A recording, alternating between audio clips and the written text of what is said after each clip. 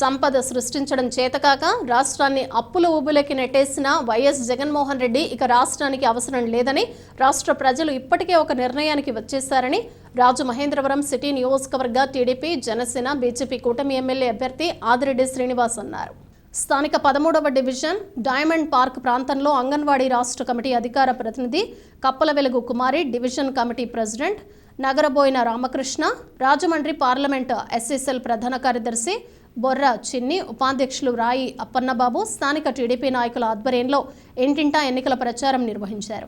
ఇంటింటికి వెళ్లి సైకిల్ గుర్తుపై ఓటు వేసి రాజమండ్రి సిటీ ఎమ్మెల్యే అభ్యర్థిగా పోటీ చేస్తున్న తనను, కమలం గుర్తుపై ఓటు వేసి ఎంపీగా పోటీ చేస్తున్న దగ్గుబాటి పురంధరేశ్వరిని గెలిపించాలని కోరారు.